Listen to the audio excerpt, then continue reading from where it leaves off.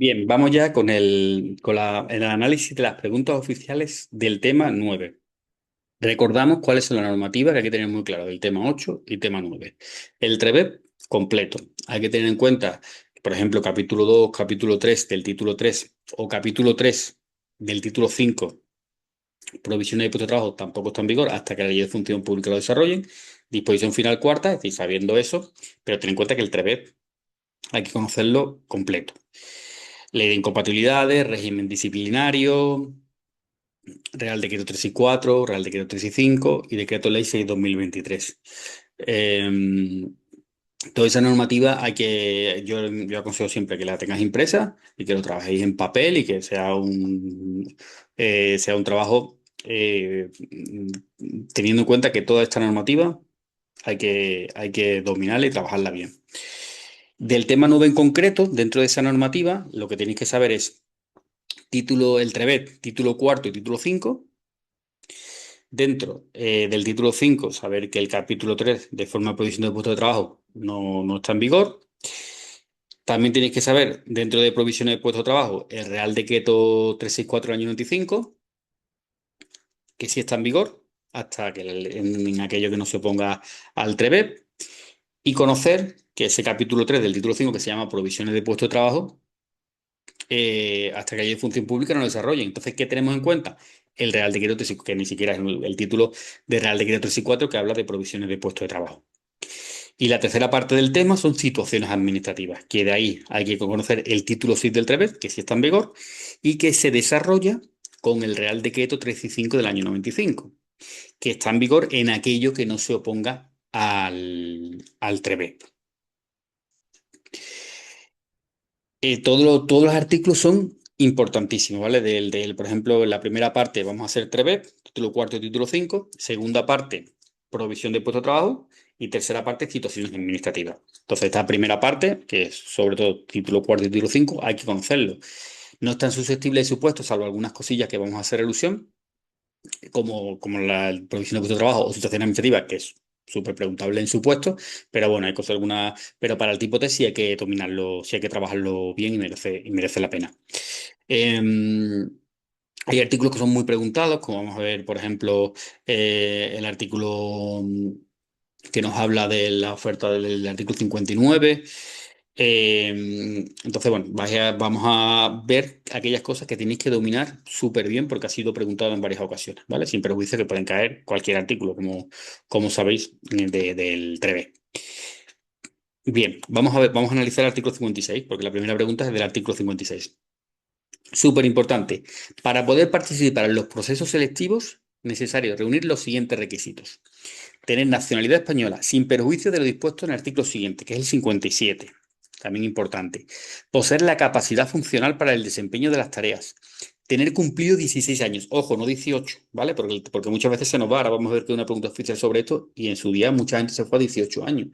No, eso es lo que establece la Constitución española, la mayoría de edad, pero ver vuestra convocatoria, os aconsejo que la leáis. Ahora le vamos a dar un vistazo, que habla de 16 años. Y no exceder en su caso de edad máxima de jubilación forzosa, que actualmente, conforme al TREBET, que eso tiene sus matices, que lo vamos a ver, conforme al TREBET tenéis que saber que son 65 años, 65. Aunque nos dice el artículo que solo por ley podrá establecerse otra edad máxima, ¿vale? Distinta a la edad de jubilación forzosa para el acceso al empleo público.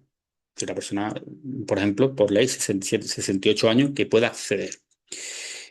No haber sido separado mediante expediente disciplinario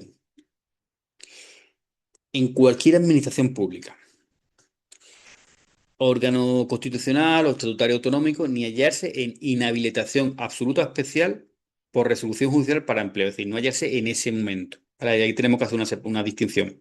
Si te han separado del servicio, podemos decir que eso no cancela. ¿Vale? Si te han separado de separación del servicio, no vas a poder presentarte a un proceso selectivo o no vas a tener esos requisitos generales, por tanto no vas a poder participar en esos procesos selectivos. Si en ese momento te hallas en inhabilitación absoluta especial, tampoco, pero si ya la has cumplido, ¿vale? Si ya has cumplido esa inhabilitación absoluta especial, sí vas a poder presentarte, ¿vale? Es más, Si te han hecho una inhabilitación absoluta o especial de cargo público y artículo 63, súper importante, que también lo vamos a trabajar, has perdido la condición de funcionario de carrera, se puede incluso rehabilitar, ¿vale? Que eso lo vamos a trabajar, artículo 68. Sin embargo, si te han puesto una separación de servicio, eso ni siquiera, no, eso no te vas a volver a poder presentar y evidentemente tampoco se puede rehabilitar, ¿vale? Artículo 63, súper importante, y 68, ¿vale? De esa rehabilitación. Conclusión, separación de servicio, ya no te vas a poder presentar nunca más. Y evidentemente, pues no, porque no reúne un requisito, y inhabilitación absoluta o especial, una vez que hayas cumplido, ya no tiene que ser que justo en ese momento lo estés cumpliendo, ¿vale? Ojo con eso, con ese matiz. También te dicen que incluso nacionales de otros estados no hallarse en inhabilitación ni sancionado en situaciones equivalentes que pidan el acceso, ¿vale? En Francia, como se llame, ¿vale? No se llama eh, separación del servicio, como se llama en Francia, esa situación que se podría equiparar en España, pues tampoco vas a poder participar en esos procesos selectivos y poseer la titulación exigida. Seguimos con el artículo. El punto 2 simplemente nos dice que las administraciones públicas, ya sabéis, cuando habla de administraciones públicas se refiere a la Administración General del Estado, título 1 de la 40/2015, se refiere a la administración de una comunidad autónoma, por ejemplo, la Junta de Andalucía, o se refiere a una administración local, por ejemplo, un ayuntamiento. Entonces, esas administraciones públicas, a grandes rasgos, tenéis que visualizar eso. En el ámbito de sus competencias, deberá prever la selección de empleados públicos debidamente capacitados para cubrir los puestos de trabajo de las comunidades autónomas que tengan dos lenguas oficiales. Cataluña, País Vasco, etc. Otra de las preguntas oficiales que vamos a ver, el artículo 56.3, que simplemente nos dice que podrá exigirse el cumplimiento de otros requisitos específicos siempre que guarden relación objetiva y proporcionada con las funciones asumidas y las tareas a desempeñar. En todo caso, deberán establecerse de manera abstracta y general. Imaginaros el caso contrario para que lo visualicéis. Esta plaza, es una plaza de la Junta de Andalucía en su momento, que se dijo que imagínate, me lo invento. Hace muchísimos años se decía que una de las plazas, ¿no? Estaba dada para, bueno, esto pasa más de lo que puede parecer, ¿vale? Aunque el 56.3 sea muy claro, pero lo exagero mucho, mucho, mucho, mucho, mucho. Para obtener esta plaza de funcionario se necesita llamarse fulanito Pérez Pérez con DNI tal, tal, tal, tal, tal.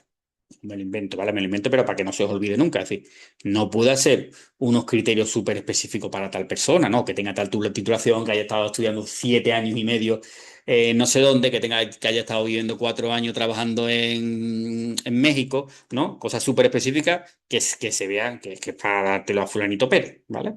Entonces, los criterios, que ahora vamos a ver dos ejemplos, tienen que ser generales, ¿vale? Abstractos y generales. Por ejemplo, para la policía local, bomberos, te piden requisitos por tener ciertos carnets de conducir.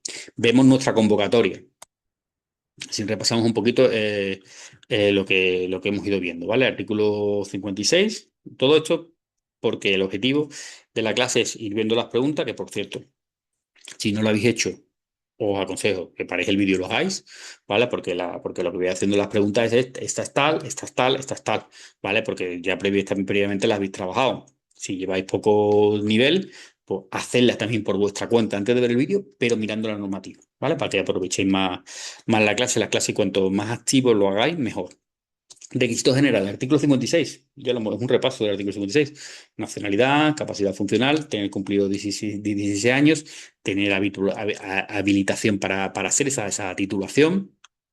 eh, y, no, como hemos dicho, no haber sido separado mediante expediente disciplinario, servicio de cualquier administración pública, organismo, comunidad autónoma, eso, ni hallarse inhabilitación absoluta o especial para empleo o con cargos públicos por resolución judicial, para el acceso al cuerpo, ni pertenecer al mismo cuerpo o escala al que se presenta, ¿vale? Tampoco puedes, no lo dice los requisitos, pero tampoco puedes decir, yo soy el funcionario del cuerpo ayudante, uf, no me gustó mucho la plaza que tengo, ya soy funcionario de carrera, ¿eh? ¿Me puedo volver a presentar al cuerpo ayudante? Pues no, no puedo.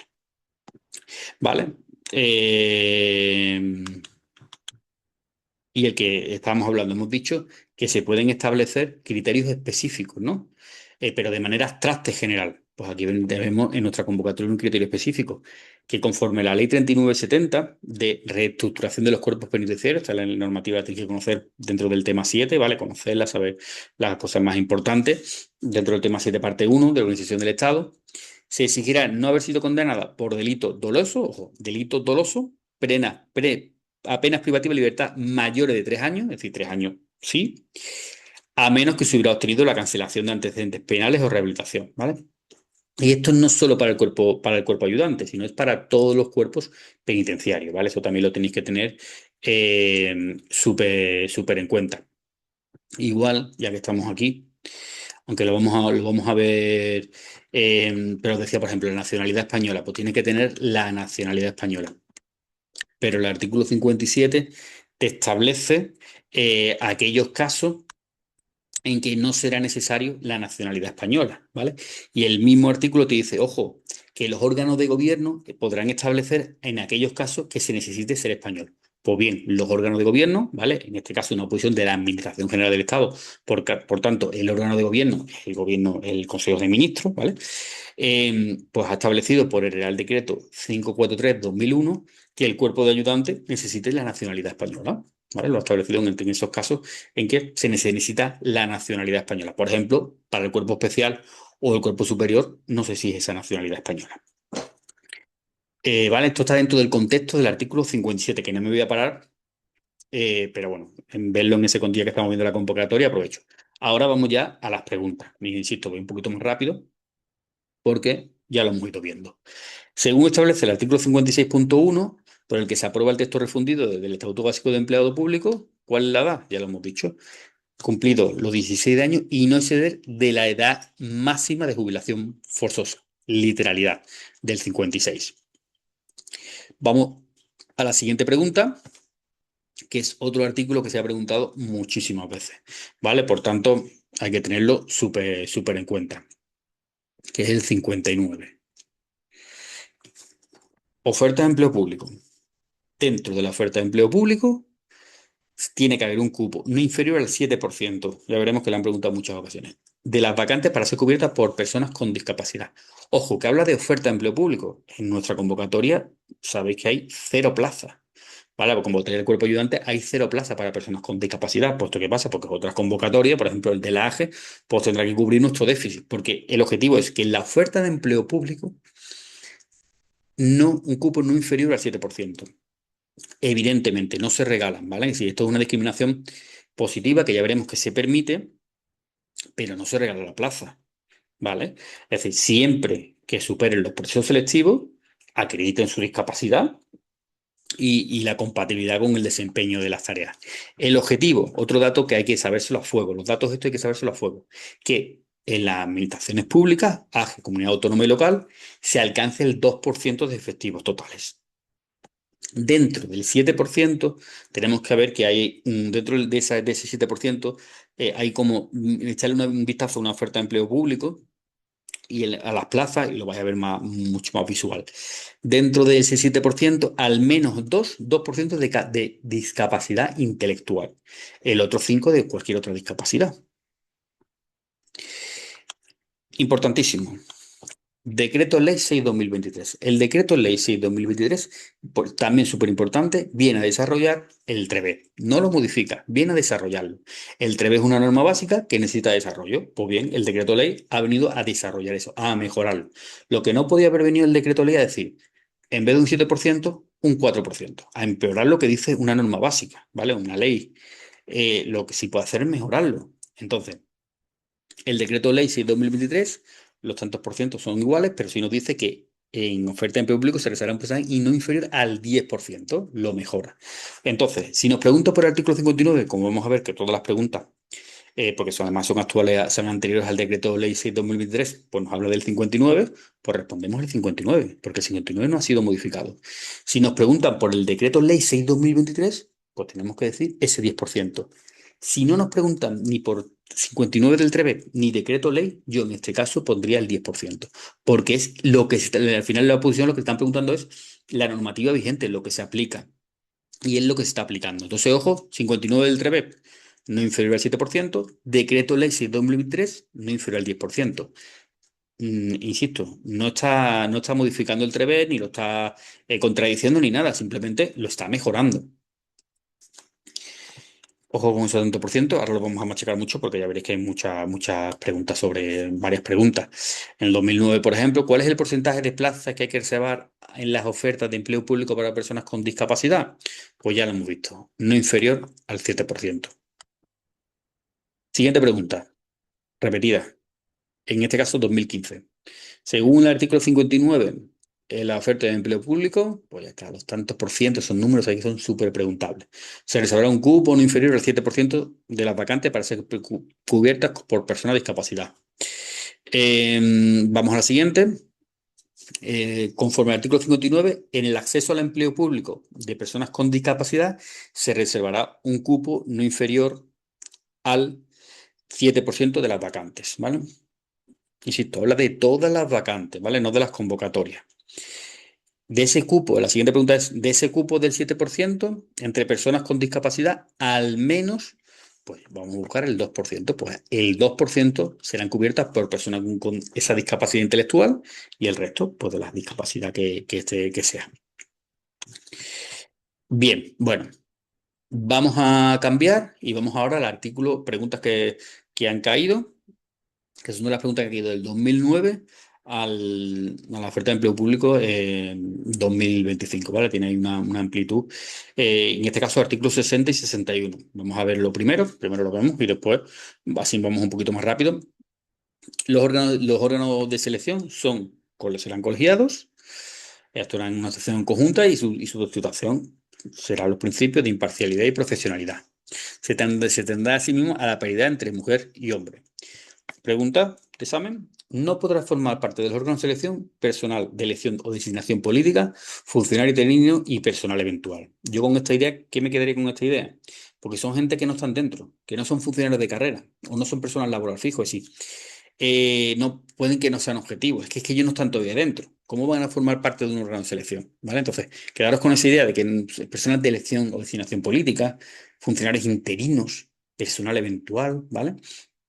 Recordar, el personal eventual es, puede ser, son puestos de confianza y puede ser el primo del alto cargo de turno, ¿vale? Es decir, eh, no tiene por qué ser funcionario de carrera, eso es lo que quiero decir, ¿vale? Que el personal eventual es un tipo de empleado público que no tiene por qué ser funcionario de carrera, ¿vale? Entonces, no tiene su puesto ganado, ¿vale? Eh, Ojo con eso, ¿vale? Ahora lo vamos a ver. Bien, artículo 61. Bueno, artículo 61. Los proyectos tendrán carácter abierto, garantizarán la libre concurrencia. Eh, ¿Vale? Bueno, vamos directamente a lo que han preguntado. Sistemas selectivos, ¿vale? Porque todos estos vídeos los tenéis ya explicados, entonces el objetivo es, vamos, a preguntas oficiales, a fuego preguntas que ya han caído, donde hay que tenerlo muy en cuenta, ya no solo la encuesta, sino también, pues se han preguntado el 61, pues bueno, me va a saber muy bien el 60 y el 62, ¿vale? Es decir, ese es un poquito el objetivo de esta clase de análisis de preguntas oficiales. Sistemas selectivos son oposición, concurso oposición, ¿vale? Esto he preguntado, incluido en todo caso una o varias pruebas para determinar la capacidad de establecer el orden de prelación. Es decir, la oposición, codos, estudiar, lo que estáis haciendo vosotros. Concurso oposición es codos más valoración de méritos. La valoración de méritos por sí mismo no puede establecer por sí mismo que superes el proceso, ¿vale? ¿Por qué? Porque si no sería un concurso. Eso es súper importante, ¿vale? Real Decreto 364 también lo dice. Es decir, no vale, la valoración de mérito por sí mismo no te puede dar la plaza, porque si no sería un concurso, ¿vale? Entonces, recordar, sistema selectivo para funcionarios son oposición, concurso oposición y solo en virtud de ley podrá aplicarse con carácter excepcional el concurso, ¿vale? Por eso os decía que en el concurso oposición no me vale que, vale, haces el examen, sacas un cero, pero tienes muchos puntos y entras. No, porque entonces que estamos hablando de un concurso y eso es solo de manera excepcional y que lo diga una ley. Ojo, otra cosa a tener muy en cuenta. Dos cuestiones a tener muy en cuenta. Una, no confundirle con acceder por ejemplo, a ser funcionario de carrera, hay dos formas de acceso. Ingreso libre, que puede participar todo hijo de vecino que tenga los requisitos, y promoción interna, que ahí solo van a poder participar pues, con los requisitos de esa promoción interna, no puede participar todo el mundo.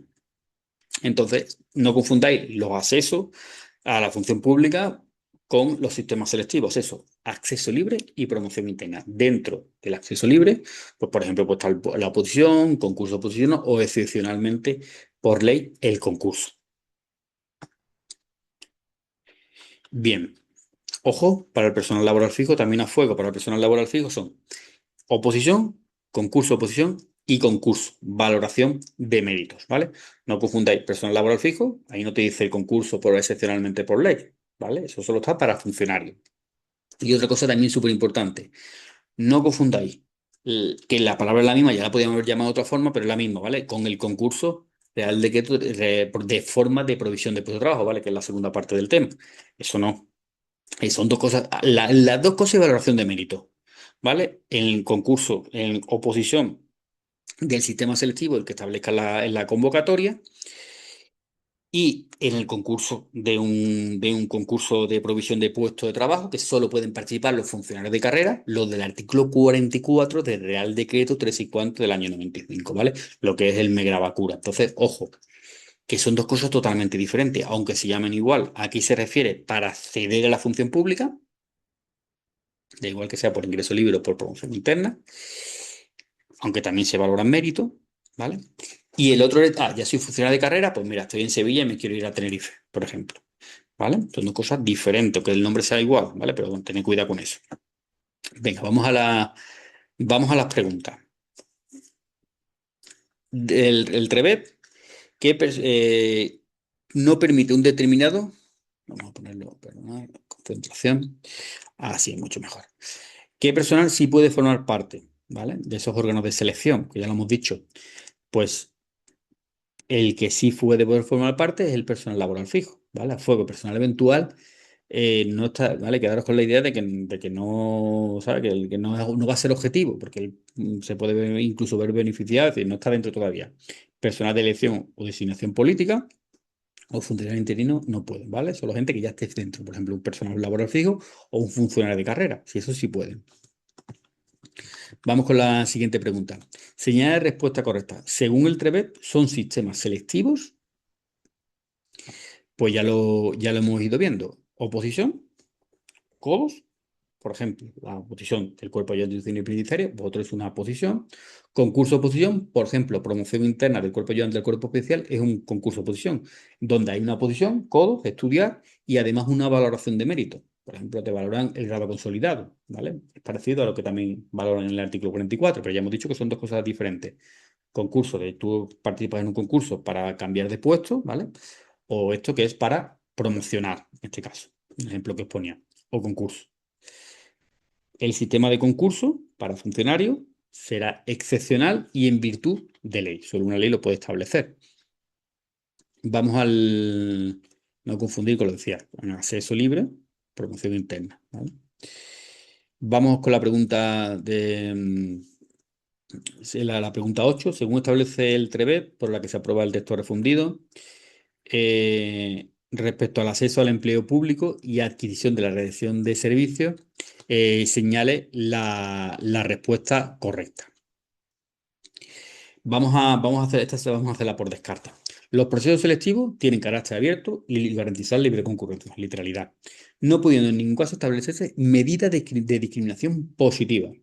Ojo, sí se puede hacer medida de discriminación positiva. ¿Vale? Os he ido poniendo dos, por ejemplo, las personas con discapacidad, ¿vale? Que no se regala la plaza, insisto. Tienen que acreditar esa discapacidad y superar los procesos selectivos y se le adaptará al puesto de trabajo, etcétera. Eso es una discriminación positiva. O incluso la promoción interna es una discriminación positiva. ¿Por qué? Porque no se puede presentar todo el mundo, no hay esa libre concurrencia, sino solo los que ya estén dentro, que cumplan los requisitos, que lleven 2 años en servicio activo en el cuerpo, en el grupo, o en su caso, en su grupo inmediatamente inferior, etcétera, etcétera, ¿vale? Entonces sí puede haber discriminación positiva. Los integrantes que formen parte de los órganos de selección lo harán siempre en representación del órgano convocante, no lo hacen en representación propia. En cada convocatoria, veis otra pregunta del artículo 59, de manera indirecta. En las convocatorias de acceso al empleo público reservar un cupo no superior al 9%, ¿vale? Ya hemos dicho que según el 59 del TREBEP es ese 7%.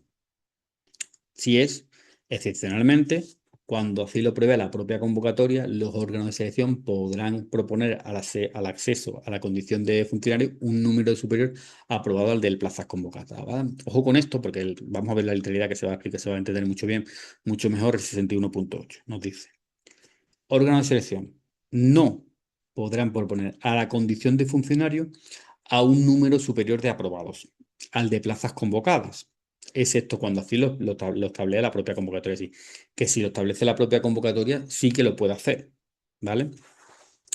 No obstante, no obstante lo anterior, siempre que los órganos de selección hayan propuesto el nombramiento igual número de aspirantes que el de plazas convocadas, ¿vale? Es decir, simplemente yo propongo igual número de plazas a las plazas convocadas, si han aprobado, imagínate, hay 900 plazas, 1050 plazas, pues saco 1050 aprobados. Saco esa lista, ¿vale? Pero con el fin de asegurar la cobertura de las mismas, cuando, por ejemplo, se produzcan renuncias de los aspirantes antes de su nombramiento o toma de posesión, porque si no, no van a ser funcionarios de carrera, ¿vale? Tener en cuenta ahí el artículo 62 del TREBEC, ¿vale? El artículo 62 del TREBEC, no eres funcionario de carrera cuando te nombran, no eres funcionario de carrera cuando superas el proceso selectivo, que es la primera parte, ¿no? Donde estáis vosotros ahora, sino eres funcionario de carrera cuando tomas posesión. Por eso te habla de ese antes de su nombramiento o toma de posesión. Porque si ya has tomado de posesión, ya eres funcionario de carrera y ya lo que vas a poder hacer, que también está dentro del tema 9, tenéis que saberlo, es poder renunciar a la condición de funcionario de carrera, ¿vale?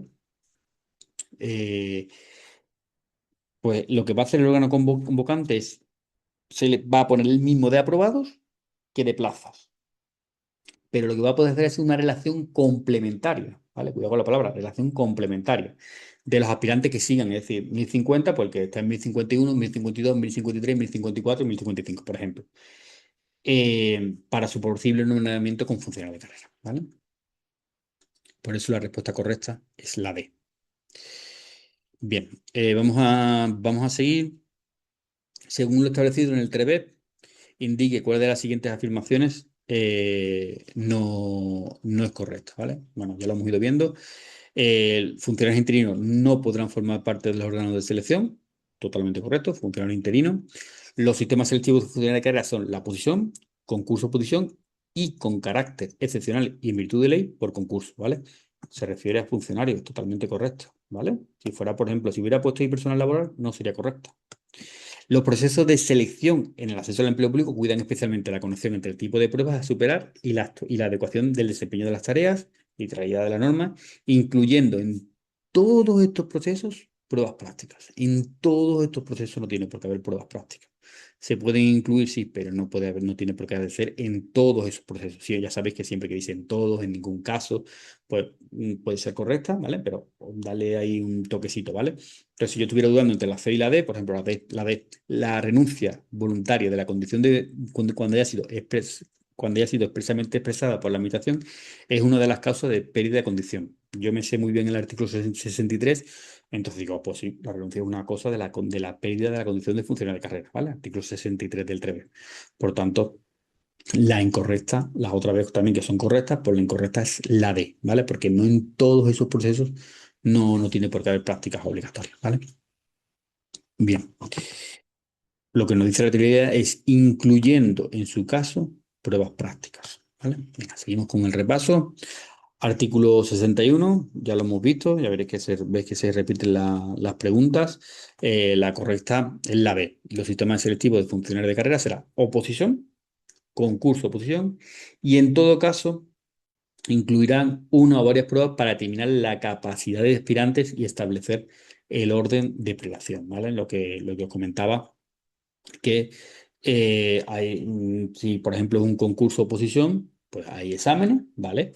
Hay una valoración de méritos por la parte de concurso oposición, pero la posición tiene que incluir en todo caso pues esas pruebas, ¿vale? Y tienes que superar esas pruebas para pasar a la fase de concurso. Y además esas pruebas y la valoración de mérito es el que va a establecer esa orden de prelación. La C y la D son incorrectas por el truquillo que os comentaba antes, porque establecen en ningún caso.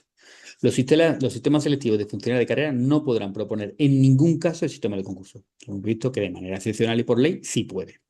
Los órganos de selección no podrán en ningún caso proponer al acceso a la condición de funcionario de un número superior de las plazas ofertadas. Ya hemos visto que de manera excepcional sí que se puede hacer, ¿vale? Si lo establece la propia convocatoria,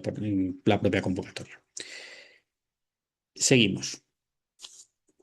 Artículo 63, súper importante, ¿vale? Analizamos, ya que estamos, vamos a analizar el artículo 62, que es súper importante. Para adquirir la condición de funcionario de carrera, ojo con el 62, ojo con estos artículos que a veces habla de empleado público, ¿vale? Aquí habla de funcionario, de aquí habla de funcionario de carrera, es superación del proceso selectivo, donde estáis vosotros. Entre el punto 1 y el punto 2 tienes que acreditar que no podrás ser funcionario porque si no, no podrás ser funcionario y quedará sin efecto las actuaciones relativas a quien no acredite, una vez superado el proceso selectivo, y el punto 1, que reúnen los requisitos y condiciones exigidas. Vosotros, cuando echáis la solicitud, la inscripción, el modelo creo que es el 790, cuando lo echáis, estáis haciendo una declaración responsable, ¿vale? Es un ejemplo del artículo 69 de la Ley 39 de 2015. Dale un vistazo, ¿vale? Para el vídeo, dale un vistazo porque el 79 de la Ley 39 de 2015 lo tenéis que conocer. Eso es una declaración responsable de que cumplís los requisitos. Puede ser un ejemplo del artículo 79 del TREVE. Cuando lo acreditéis, una vez que ya estáis en esa lista de aprobados, ¿vale? Que no, y la titulación, por ejemplo, la titulación se tiene que cumplir el último día de presentar, por ejemplo, imaginaros que es 16 de julio. Pues ese 16 de julio tienes que tener la titulación, que la tienes el 18, ya no cumple los requisitos. No es que el examen es de un año después, 3 meses después, 4 meses después, ya la tengo ya la tengo desde hace 4 meses, da igual. No cumplía los requisitos el último día de plazo de prestación. Por tanto, no cumple los requisitos. Y por tanto, lo siento, pero no vas a poder, no te van a nombrar. ¿Vale? Que tienes que volver a presentar otra vez, porque ya. Em, entonces, después está el nombramiento, acatamiento de la Constitución, o en su caso, Estatuto de Autonomía, ¿vale? Recordad que el 3B se aplica a las administraciones públicas, por tanto, si estamos hablando de una posición de una administración de una comunidad autónoma, pues el Estatuto de Autonomía y la toma de posesión. Y os pongo aquí súper en grande, atención, en ese momento, con la toma de posesión, es cuando se adquiere la condición de funcionario de carrera, no antes, ¿vale? Nombramiento que lo hace el secretario de Estado de Función Pública. Ahí ya donde te dan la plaza, imagínate que hay 1050 plazas y tú eres el número uno. Pues has elegido OB1 Tenerife. Pues te las quedas porque tú eres el número uno, ¿vale? Pues en ese nombramiento ya dices, pues mira, tenías mis dudas, porque nunca siempre te da con dudas, ¿no? Pero, pues mira, me han dado la primera plaza como debía de ser. Pues ya sé que me voy a V1 Tenerife. Sigues todavía, ¿vale? Ahora tienes un plazo para tomar posesión, 15 días naturales o un mes, conforme al decreto de ley 6/2023. Ahí todavía no le funciona de carrera. Si tú no vas a tomar posesión y eso, y estudiarlo con esa angustia, ¿por qué? Que después, evidentemente, casa de fuerza mayor, pues te lo van a hacer, pero si lo estudias con esa angustia, no os vais a acordar que cuando se toma la posesión, ¿vale? Ya habéis superado, pero hasta que no tomes posesión, hasta que no vayas ese día a trabajar y te que estoy aquí, no vas a ser funcionario de carrera, ¿vale? Y por ejemplo, consolidación de grado. Tenéis que tenerlo muy en cuenta porque no pueden dar fecha de nombramiento, o pueden dar, si quieren darle muchas vueltas, acatamiento de la Constitución, ¿vale? Funcionario. La consolidación de grado se empieza a contar desde la fecha de la toma de posesión. Ese es lo que es ese grado inicial. Aunque la pregunta era del 63, ¿vale? Pero bueno, ese artículo nunca está de más de besar, que es cómo se pierde la condición funcionaria de carrera. Este artículo lo tenéis que dominar muy bien y tenéis que tenerlo súper claro, porque además va a ser un talismán que os va a ayudar a resolver las preguntas oficiales, ¿vale? Porque renuncia, ¿cuáles son? Renuncia. Pérdida de nacionalidad, ¿vale? Cuando así haya sido exigida para acceder, ¿vale? Por ejemplo, hemos dicho que para el cuerpo ayudante, los órganos de gobierno, en este caso el Consejo de Ministros, ha establecido que se necesita la nacionalidad española. Pues si tú pierdes la nacionalidad española, pues pierdes la condición de funcionario de carrera. La jubilación total, puede haber jubilación parcial, ¿vale? Jubilación total del funcionario, la sanción de separación del servicio que tuviera carácter firme y la pena principal o accesoria de inhibición absoluta o especial. Como decía, la sanción de separación de servicios ya nunca te vas a volver a poder presentar, porque era uno de los requisitos que establecía el 56. Sin embargo, una vez que ya hayas cumplido la pena principal o accesoria, sí que te vas a volver a poder presentar, ¿vale? Siempre que cuando la hayas cumplido, ¿vale? En el momento que te ponen sanción, pierde la condición funcional de carrera, que conforme al artículo 68 incluso lo puedes. Vamos a ver varias preguntas. Ya aprovecho y os digo el tic, el truco que tienes que tener, que solo por estas causas se pierde la condición de funcionario de carrera, ¿vale? Solo por estas causas. Juegan mucho las preguntas y hay más de una, no solo una, en la que te habla con la suspensión firme. La suspensión firme es una situación administrativa como la de servicio activo o la excedencia voluntaria por interés particular, una situación administrativa, que también es una sanción, ¿vale? En la que no pierdes la condición de funcionario de carrera. No la pierdes. Lo que puedes perder es si la suspensión firme es superior a 6 meses, lo que pierdes es tu silla, tu puesto de trabajo. ¿Vale? Tiene nada que ver, ¿no? Perder un puesto de trabajo, una silla, ¿vale? Joder, pues mira, estaba en Sevilla, estaba en mi tierra, no sé qué, y he perdido mi puesto de trabajo. Bueno, pues vale. Pero bueno, ya hay formas para tú volver a, ya como vamos a trabajar, como sabéis, para tú volver al servicio activo. Sin embargo, perder la condición funcional de carrera es totalmente diferente y es, por ejemplo, donde estáis vosotros ahora, que queréis ser funcionario de carrera, para que vais vivirlo, entenderlo así también, para que decir, vale, que sí, pierdo mi puesto, es una putada, pero no, lo que no se pierde es la condición de funcionario de carrera, ¿vale? Todo esto lo vamos a machacar porque ya veréis que hay varias preguntas sobre esto. Bueno, aquí los siguientes artículos te va explicando la renuncia, ¿vale? Todo esto lo tenéis explicado en vídeo. Me paro en el 68, ¿vale? Pero antes de irme al 68 me voy al 67. La jubilación de los funcionarios puede ser voluntaria o forzosa, o por incapacidad permanente para el ejercicio de las funciones propias de su cuerpo. Hay varias preguntas que son sobre la rehabilitación. Ojo, que la rehabilitación son, cuando es por jubilación, es la que se puede rehabilitar, es la jubilación por incapacidad permanente. ¿Vale? Ya veremos el 68, que si tú te jubilas de manera voluntaria, ¿puedes volver a presentarte? Sí, ¿vale? Si cumples los requisitos, puedes volver a hacerlo, pero no se va a poder rehabilitar. Si a ti te dicen una jubilación forzosa, ya hemos dicho que es 65 años, pero ya hemos dicho, según el TREBE, que por ley se puede establecer otra jubilación forzosa, ¿vale?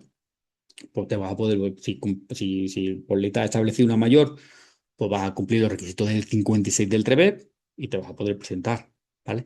Pero cuando es por jubilación por incapacidad permanente, además también de volver a presentarte, lo que también se puede hacer es rehabilitar, que rehabilitar significa que sin volver a presentarte a los procesos selectivos te rehabiliten la condición de funcionario de carrera, ¿vale?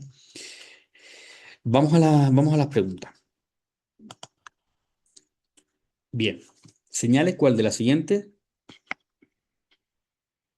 no es una causa de pérdida de condición de funcionario, según el artículo 63 del TREBE, pues ya lo hemos dicho. La sanción disciplinaria de separación perdona, la primera nacionalidad, la pena principal la sanción disciplinaria de separación del servicio que tuviera carácter firme, la jubilación total del funcionario, ¿vale? Yo mismo me la estaba comiendo y era simplemente, ¿vale? Me pensaba que era otra pregunta, pues esta, carácter provisional, es decir, la inhibición absoluta o especial que tenga carácter firme, ¿vale? Igual que la separación de servicios, que tenga carácter firme. No vale cualquiera, ¿vale? Entonces, por eso, tal que leerla con tranquilidad, la pena principal o absoluta que tuviera carácter firme, ¿vale? Entonces, por eso la que no es una causa es estar de manera provisional en inhabilitación absoluta. La siguiente pregunta también no es causa de pérdida de condición de funcionario, la que comentábamos antes, que os decía como nota que tuvierais mucho cuidado, la suspensión firme de funciones, ¿vale? La suspensión firme de funciones, lo que va a suponer, si es superior a 6 meses, a perder tu silla, tu puesto de trabajo en concreto. Tú con tu RPT en el concurso tiene un código, ocupas esa plaza. Pues lo que vas a perder es esa plaza. Y solo si es superior a 6 meses. Pero no pierde la condición de función de carrera. Por eso es muy importante tener muy claro ese artículo 63 del TREBE. Siguiente. No es causa de pérdida de condición funcional de carrera la renuncia, esa sí es una causa, la pena principal o absoluta que tenga carácter firme, ¿vale? La provisional no, como hemos visto, la pérdida de la nacionalidad, ¿vale? Se entiende cuando haya sido requisito para presentarte a ese proceso, y no es una causa, porque no está dentro del artículo 63, tener una pena privativa de libertad superior a 3 años, ¿vale? Tener una pena privativa superior a 3 años o 10 años o lo que sea, no es una causa, ¿vale? Lo que pasa normalmente en estos casos, cuando se hace firme esa pena privativa de libertad, lo que siempre que no haya una inhibición absoluta o especial, que en ese caso pierde la condición de funcionario de carrera, pero si no hay esa inhibición absoluta, lo que puedes pasar es a la situación administrativa de suspensión firme, ¿vale? Entonces, que te pongan una pena privativa de libertad, da igual que sea superior a 3 años, o a 2 años, o a 10 años, no conlleva que pierda la condición de funcionario de carrera, porque no está dentro de los casos del artículo 63, ¿vale? No confundirlo con que te ponga una inhabilitación absoluta especial. Vamos a la siguiente. Vamos a las siguientes dos preguntas, que es de delegación de competencias. Aprovecho, sabéis que el material va a desprenderse de un taller de delegación de competencias. Eh, ¿Cómo trabajaría yo el tema de delegación de competencias? Nos lo pongo, lo haría como, no estudiaría directamente este documento, por ejemplo, que tenéis toda la delegación de competencias en el bloque en función pública, sino, por ejemplo, estoy estudiando jubilación. Pues venga, voy a ver la jubilación, quién es el órgano competente. O estoy viendo consolidación de grado. Pues voy a ver quién es el órgano competente, que es el subsecretario, quién se lo delega, que es el subdirector general de recursos humanos. Es decir, utilizarlo, yo lo utilizaré como una guía, ¿vale? Que os sirva. Y si lo veis también, aunque sea en la orden 985-2005, pues perfecto también. Venga, y así repasáis otra. Entonces este cuadro es como una guía para que poco a poco, sin agobio, vais llegando. Porque sí es cierto que ahora veremos que hay dos preguntas, por ejemplo, que han caído de esa orden de integración de competencia, ¿vale? Que hay que tenerla en cuenta. Pero bueno, no os agobiéis, ¿vale? Primero saberos bien, muy bien las competencias originales. Una vez que las sepáis, pues venga, me voy a meter ahora. Si lo hace, quién lo hace por delegación, cuando a veces que no se hace por delegación, pero bueno. Entonces aquí vamos a ver qué nos hace, quién hace por delegación, por un lado, la jubilación voluntaria, ¿vale? Y por otro, la forzosa. La forzosa, por edad o por incapacidad permanente, resolución, esto donde se regula, resolución 29 de diciembre del año 95. Aquí se regula, ¿vale? Siempre no estudié las cosas porque sí. Siempre, si lo veis vosotros, siempre todo preguntarme, sin preguntarnos a nosotros, ¿preparáis eso dónde está? Porque viéndolo en la norma dice, vale, ya lo ubicáis mucho mejor y más fácil memorizarlo, ya después no hace falta, pero de un principio, ¿y eso dónde está? Pues eso está en esta resolución, que nos dice que el subsecretario de Servicios Centrales, que en instituciones penitenciarias, conforme a la orden 985-2005, el subsecretario se lo delega al subdirector general de Recursos Humanos, o si trabaja en servicios periféricos, por ejemplo, los que trabajamos en centros penitenciarios, pues sería el delegado del gobierno. Y eh, la jubilación, la otra pregunta es jubilación voluntaria. Pues igual, el subsecretario, aquí no, aquí te dice el subsecretario, y en instituciones penitenciarias se delega en el subsecretario, en instituciones penitenciarias se delega en el subdirector general de Recursos Humanos, ¿vale? Bien, y esto es por la misma resolución. Pues vamos ahora a las preguntas, pero antes, como decía, aprovechar la delegación de competencias para repasar otras cuestiones, ¿vale? 63, pérdida de condición de funcionario de carrera. Pues ya la hemos ido viendo. Jubilación total del funcionario. ¿Cómo puede ser esa jubilación? Esa jubilación puede ser, vamos al 77, voluntaria, ¿vale? Que es una de las preguntas, ¿quién lo hace por delegación? Forzosa, que es una de las preguntas, ¿por qué lo hace por delegación? Y también por incapacidad permanente, que esta es la que hemos dicho que sí se puede rehabilitar. Digo, la siguiente pregunta. Ten en cuenta, ¿vale? Que con independencia de la edad legal de jubilación forzosa establecida en el apartado 3, 65 años, y así repasamos otra cuestión que suele costar, ¿vale? O si, no, si estáis empezando con, bueno, simplemente que os empieza a sonar, será en todo caso la que prevé las normas reguladoras de dicho régimen para acceso a la pensión de jubilación en su modalidad contributiva sin coeficiente reductor, ¿vale? Es la que tened en cuenta que está los que están por clases pasivas se jubilan a los 75 años, ¿vale? Incluso se pueden jubilar a los 60 años con una serie de requisitos. Sin embargo, los que estamos en el régimen general de la seguridad social a efecto de clases pasivas, si estamos toda nuestra vida activa, cotizando para supuestamente en nuestra vida pasiva tener una jubilación, ¿vale? Tener de hecho esa jubilación, ¿no? Esas retribuciones, ¿no? Ya por nuestra vida pasiva, en nuestra vida cuando nos jubilemos. Pues bien, pues esto os tiene que sonar, por ejemplo, Muface, tenemos todos los funcionarios, ¿vale? Sí, todos los funcionarios que nos regimos por la normativa de Muface, ¿vale? Por ejemplo, Justicia tiene su propia Muface, se llama de otra manera, los militares de otra, pero Muface tenemos todos. Los que nos regimos por el Real Decreto creo que es 4/2000. Sin embargo, a efectos de jubilación, aquellos que se rigen por clases pasivas, que es una deducción formalizable, que la edad de jubilación forzosa son 65 años, y los que tenemos el régimen especial, es decir, lo que nos está diciendo aquí, el régimen general de la seguridad social, así como cualquier hijo del vecino. El punto 4 es el que está posibilitando a la administración a establecer regímenes especiales, en fin, a los funcionarios, pues ponernos en el régimen general, no el de clases pasivas, ¿vale? Bueno, ahora, de todas formas, ahora vamos a ver un cuadro que os voy a volver a repetir esto, ¿vale? Pero bueno, esto para tener en cuenta este puntito. Y bueno, si hablamos un poquito de jubilación, tener en cuenta voluntaria, forzosa. Y aquí nos están preguntando por los órdenes de delegación. En este caso, en la primera, sobre la jubilación, no es ni siquiera la forzosa, sino es que es los 65 años, pues eso se puede prolongar, en este caso, hasta los 70 años, ¿vale? Que conforme a la orden de delegación de competencias, vamos a ver que también está aquí, forzoso 65, no confundirlo, pero se puede prolongar hasta los 70 años. O autorizar la permanencia hasta los 70 años. En servicios centrales lo hace el subsecretario, que lo delega el subdirector general de Recursos Humanos, que está la pregunta, o el gerente de la entidad, y en servicios periféricos el delegado del gobierno. Bien, pues ahora sí tenemos la motivación para ver cuál es la respuesta correcta. Autorizar la permanencia hasta los 70 años en los servicios centrales, está preguntando los servicios centrales, pues ya hemos visto que sería el subdirector general de Recursos Humanos por delegación del subsecretario, ¿vale? Servicios centrales. La siguiente pregunta, conceder la jubilación voluntaria, también lo hemos visto. ¿Qué órgano sería? Pues sería el subdirector general de Recursos Humanos por delegación del subsecretario, ¿vale? Eh, aquí nos habla del personal funcionario perteneciente. Hemos visto que la jubilación voluntaria, vale, estos son muchos matices, pero que la jubilación voluntaria siempre es el subsecretario, ¿vale?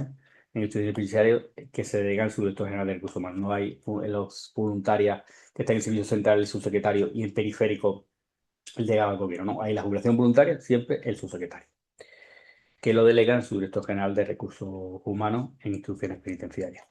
Bien, bueno, pasamos ya a, a otras preguntas, ¿vale? Sobre la jubilación. Recordar, simplemente por repasar, tener en cuenta. Esto es de nómina, ¿vale? Pero bueno, no está de más tener en cuenta que los funcionarios que entraron antes del 1 de enero de 2011, como deducción formalizable, tienen IRPF, reintegro de anticipo, MUFACE y derechos pasivos. Los que entramos después del 1 de enero de 2011, como deducciones formalizables, tenemos IRPF, reintegro de anticipo y MUFACE. También tenemos MUFACE. Los que entraron antes del 1 de enero de 2011, como no formalizable, cuota sindical, embargo judicial, cuota de babiano, los que entramos después del 1 de enero de 2011, pues estamos para efectos de clases pasivas de jubilación, la cuota obrera de la Seguridad Social y MEI, ¿vale? Es decir, que aunque también a efectos, es decir, ¿esto lo que significa? Que vamos a ver el siguiente, funcionario interino, personal laboral, como formalizable, IRPF de íntegro anticipo y cuota obrera de la Seguridad Social. Es decir, un funcionario interino, un personal laboral o un resto de trabajador, si quiere ir a la Seguridad Social, ¿vale? Si quiere ir al médico, va a la Seguridad Social, ¿vale? No tiene MUFACE. Los que somos, los que entramos después de 1 de enero de 2011, si queremos, si estamos regidos por MUFACE, ¿vale? Que podemos ir a la Seguridad Social si lo elegimos o a una entidad privada como por ejemplo a Deslas. Entonces, en esta cuota obrera de la Seguridad Social, los funcionarios interinos y el personal laboral, a efectos de jubilación, ¿vale? Y a efectos de sanidad cotizan mes a mes, nadie se lo regala, en la cuota obrera de la Seguridad Social. Para los funcionarios de carrera o funcionarios en práctica, tenemos MUFACE y la cuota obrera, también pagamos cuota obrera, que es una deducción no formalizable, pero no para ir al médico, para que no entendáis, sino solo para nuestra jubilación, ¿vale? Por eso nos regimos por el régimen general, que os enseñaba ese artículo del TREVED, de que, ojo, que cuando habla aquí de 65 años se está refiriendo a los que son de clases pasivas, a los que tienen esta deducción formalizable. Para los que entramos después del 1 de 2011, no nos regimos por ese régimen general, no nos jubilamos a los 65 años, sino a los 67, 68, a lo que diga el régimen general de la Seguridad Social a efectos, insisto, de clases de jubilación, ¿vale? Bueno, esto simplemente, como estábamos hablando de jubilación, pues por eso lo he comentado. Rehabilitación. Artículo 68, ya hemos dicho que se puede rehabilitar pérdida de nacionalidad, cuando adquiera otra se puede, sí, el artículo 63, cuando se pierde la condición de funcionario de carrera. 68, rehabilitación, ¿vale? Cuando se pierde por renuncia, por pérdida de nacionalidad, por jubilación, ¿vale? Jubilación total, por separación del servicio, inhabilitación absoluta especial. Bueno, pues las que se pueden rehabilitar conforme al artículo 68 es pérdida de nacionalidad y jubilación por incapacidad permanente. Y también por inhabilitación absoluta especial. Pero el 68.1 y punto 2 tiene sus matices, ¿vale? Recordar, esto se desarrolla en el Real Decreto 2669 del año 98, ¿vale? Bueno, no me voy a parar mucho más, ¿vale? Porque lo que vamos a ver es mi objetivo es ver la pregunta y argumentar un poquito la pregunta de por qué es una u otra correcta. Y lo que nos pregunta es por el punto 3, ¿vale? Que nos dice que el funcionario que hubiera perdido la condición por condena pena principal o accesoria se le podrá solicitar rehabilitación siempre que haya extendido la responsabilidad penal o civil. La revisión tendrá carácter excepcional. Aquí veremos que en el punto 1 y punto 2, siempre que objetivamente recupera otra nacionalidad o la misma, o un médico diga que puede, que lo pueda rehabilitar, pues en esos casos se rehabilita y punto, ¿vale? Es algo objetivo. Sin embargo, aquí se hará de manera excepcional y valorando las circunstancias y entidad del cometido, de la entidad del delito cometido. Y que el silencio es desestimatorio, ¿vale? El Real Decreto, esto es un procedimiento administrativo. El artículo 63 es una norma básica que necesita desarrollo, ¿vale? Pues esto se desarrolla, el procedimiento administrativo se regula en el Real Decreto 2669 del año 98 y nos dice que el silencio es positivo. Sin embargo, el 78.3, cuando habla de inhabilitación absoluta o especial, nos dice que el silencio es desestimatorio. ¿A quién hacemos caso? Al TREVE, ¿vale?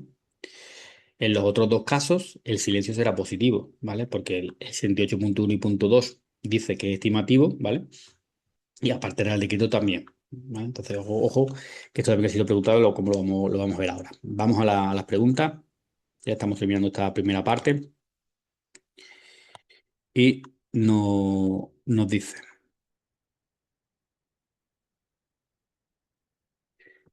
Artículo 68. La rehabilitación de la condición de funcionario de quien la hubiera perdido por haber sido condenado a la pena principal o accesoria podrá, podrá concederse, ¿vale? Inhabilitación absoluta especial, pues con carácter excepcional, atendiendo a las circunstancias y entidad del delito cometido, ¿vale? Para las otras, si lo cumplen los criterios objetivos, te la rehabilitan, ¿vale? Ojo con eso que ya veremos que vamos a la siguiente. En caso de pérdida de la condición de funcionario por haber sido condenado a la pena principal o accesoria, los órganos de gobierno y administraciones públicas, una vez extinguida la pena, esto es súper importante, podrán conceder con carácter excepcional la rehabilitación a petición del interesado atendiendo a las circunstancias eh, y entidad del delito cometido, ¿vale? Otra vez la misma línea. Y la siguiente señala respuesta incorrecta. Aquí nos vamos a este Real Decreto que es súper corto y sí que hay que conocerlo, ¿vale? Real Decreto 2669 del año 98, sí hay que conocerlo y trabajarlo, ¿vale? Y saber que hay una parte que contradice al TREVED, ¿vale? Porque ahí dice que el silencio siempre es estimatorio, pero el TREVED te dice que cuando es la inhabilitación absoluta especial, si no te contestas, es desestimatorio, ¿vale? Ese matiz hay que tenerlo en cuenta. Y que el procedimiento dura 6 meses. Bien, pues ahí la incorrecta es Vamos a leerla, ¿vale? Vamos a ir pregunta por pregunta. Deberá haber extinguido completamente la responsabilidad civil y penal, por supuesto. El plazo máximo para resolver es 6 meses, por supuesto, así lo establece este Real Decreto, ¿vale? Deberá recabarse informe de los titulares de los órganos administrativos al que fueron prestados sus servicios, correcto, ¿vale? Así lo establece el Real Decreto. La única incorrecta es, en todo caso, será positivo en el procedimiento el informe del subsecretario de departamento que declaró la pérdida de la condición de funcionario. Incorrecto, ¿vale? Eso no lo establece ese Real Decreto. Bien, seguimos, ¿vale? Con el título cuarto, título 5 del TREBEP. Según el TREBEP, en relación a la oferta de empleo público, señala la respuesta incorrecta. Vamos a analizarla. Su ejecución deberá desarrollarse en el plazo improrrogable de 3 años. En el plazo prorrogable de 3 años, pues nada, incorrecto, ¿vale? Es en el plazo improrrogable de 3 años, ¿vale? La oferta de empleo público se publica en el Diario Oficial, correcto. Se aprobará anualmente por los órganos de gobierno, correcto. Podrá contener medidas derivadas de la planificación de recursos humanos, correcto, ¿vale? La única incorrecta es esta porque es un plazo improrrogable. Y la lógica de esto es que la oferta de empleo público se hace para un momento en concreto. Es decir, se hace para unas necesidades en un momento en concreto que también haya cobertura presupuestaria, ¿vale? Entonces, si se hace una oferta de público para dentro de 5 años, que a lo mejor hay más jubilaciones o menos jubilaciones o se ha cubierto de otra manera, entonces no tiene sentido. Por eso se le da ese, o no hay dinero, ¿vale? No, por eso se hace en ese plazo improrrogable de 3 años, súper importante. Por repasar y relacionar conceptos, tenemos que tener en cuenta que igual que el artículo 70 del revés se complementa con el artículo 108 del Decreto Ley 6/2023. El Decreto Ley 6/2023, insisto, como comentaba antes, no modifica el artículo 70 del revés, simplemente lo complementa. Y además que veremos que son totalmente compatibles. El decreto ley, el artículo 70, ¿qué nos dice? Que en el plazo improrrogable de 3 años se debe ejecutar la oferta de empleo público. El 108 simplemente ha venido a darnos una serie de plazos porque el legislador conoce a la administración y es como ponerle, como acotar a la administración, chicos, poneros las pilas, ¿vale? Entonces, ¿cómo lo ha acotado? Pues lo ha dicho, desde que salga la oferta de empleo público, por ejemplo, si una oferta en público sale el 7 de julio del 2026, ¿vale? La convocatoria debe salir en ese año natural, ¿vale? Es decir, por ejemplo, el 18 de junio del 2026, es decir, debe salir en ese año natural, ¿vale? Tiene que salir antes del 31 de diciembre. Otro plazo. Y ahora el plazo va a contar desde la convocatoria, establece el 108. En el plazo de un año, límite para la fase de oposición, ¿vale? Recordad, oposición, codos. Y imagínate que hay un concurso. Nosotros no lo terminamos de entender porque solo hay una oposición. Nosotros tenemos oposición, pero en aquellos que hay concurso de oposición, pues venga, la oposición mínimo en un año, ¿vale? Y ya toda la convocatoria debe ejecutarse en el plazo de 2 años. ¿Desde cuándo? Desde la fecha, en este caso, 18 de junio, desde que sale la convocatoria, ¿vale? Después el decreto ley vuelve a poner otro plazo que se empieza a contar desde la oferta de empleo público, que es las plazas no cubiertas en esa convocatoria, imagínate que había 1000 plazas, podrán convocarse de nuevo en otra convocatoria, por ejemplo, la del año siguiente, aquellas que no se hayan cubierto. Imagínate, de 1000 plazas no se han cubierto 400 plazas. Pues se puede poner en otra convocatoria, ¿vale? Siempre que no se haya, siempre evidentemente que no haya pasado el plazo improrrogable de 3 años, ¿vale? Si este plazo de 3 años empieza a contar otra vez desde la oferta de empleo público, ¿vale? En resumen, desde la publicación de la convocatoria, activa los plazos del 108.2 de 1 año y 2 años, ¿vale? El de 3 años se refiere a una plaza, por ejemplo, se han cubierto 400 plazas, pues lo saco en la próxima convocatoria, ¿vale? Que en esa convocatoria nos establece el decreto ley 6/2023, nos dice, imagínate que en esa oferta de empleo público había 500 plazas, pues 500 plazas de la oferta de empleo público 2027, 400 plazas de la oferta de empleo público 2026 que no fueron cubiertas, ¿vale? Entonces, bueno, ojo con estos plazos y con ese plazo del artículo 70 del revés que ha sido muchas veces preguntado.